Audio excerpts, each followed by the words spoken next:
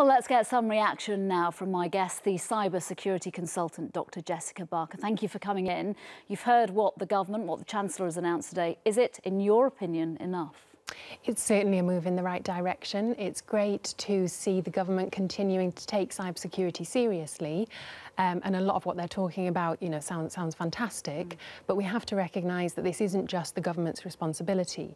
We all, as individuals and organisations, have a responsibility to secure our devices and to enact in behaviours that better protect us online. How do we do that when we're getting used to a lifestyle where we saw in Chris's report there, you can literally turn your lights on, turn your heating on with your watch? Absolutely. It's about understanding what the threats are. It's about engaging in cybersecurity. So what are the threats and the devices that we buy? What kind of connectivity do they ask for? What kind of information are we giving over? Do we really need them and want them?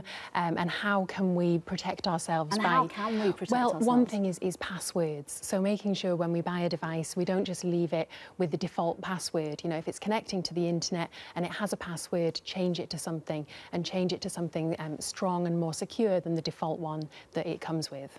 And in terms of the money that the government's putting in this new strategy announced today, how can any amount of money keep up with the ever-changing technology? And we know we've got teenagers in bedrooms on the other side of the world who are one step ahead of any expert and any government. And not just that, but organised criminal gangs increasingly are carrying out cybercrime. So it is a massive problem, and there will never be any such thing as 100% security online, just as there isn't in the physical world.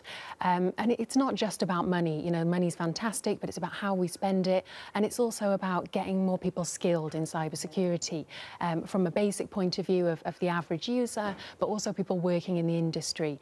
We have a big skills gap at the moment. We have a lot of vacancies that aren't being filled, and we also have a lot of talented people out there that could be in the industry. So one thing I think the government really need to focus on is making pathways into the industry clearer so we can get more talented people working on the good side. All right, Dr. Jessica Barker, thank you very much. Thank you.